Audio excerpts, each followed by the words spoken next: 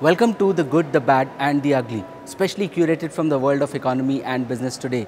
Let's start with the good again. The US has decided to upgrade India to the Strategic Authorization Tier-I, a category under which it will not require transaction-specific licensing to export arms and ammunition as well as defense equipment to India. The STA-I status is largely reserved for US allies such as Japan and South Korea and 36 other European nations who are signatories to all the global export control legislations. This is a step forward as far as Indo-US relationship is concerned, where US has designated India as a major defense partner.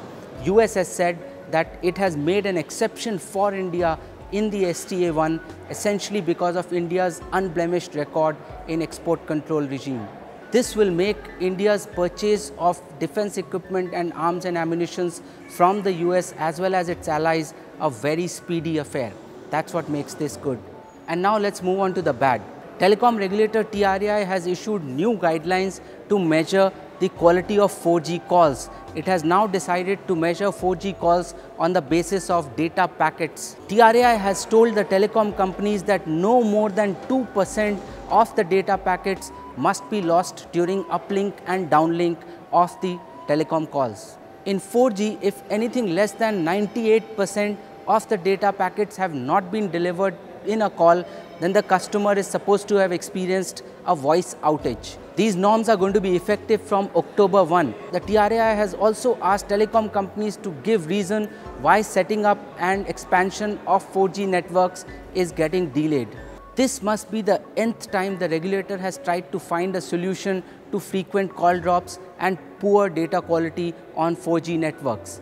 And yet, the networks just don't seem to improve. That's what makes this bad. Now let's move on to the ugly. Morgan Stanley equity strategist Mike Wilson has said that the selling has begun in the stock markets and the world is going to see the biggest correction since February. One of the key reasons Morgan Stanley has attributed to this is that the stock market does not have any value stocks left, which essentially means that even though the corporate performance may be improving, their pricing may have got optimized already. And the fact that their valuation may have already peaked by now. Analysts are also warning that any weakness seen in technology stocks, if at all, is going to be worsening the sell-off mode.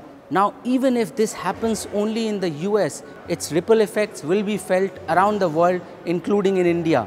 That's what makes this ugly. If you enjoyed watching this content, please subscribe to the Business Today YouTube channel and also like us on Facebook. Our Facebook page, www.facebook.com/businesstoday. Follow Business Today on Twitter India at @BT_India and subscribe to our YouTube channel Business Today India.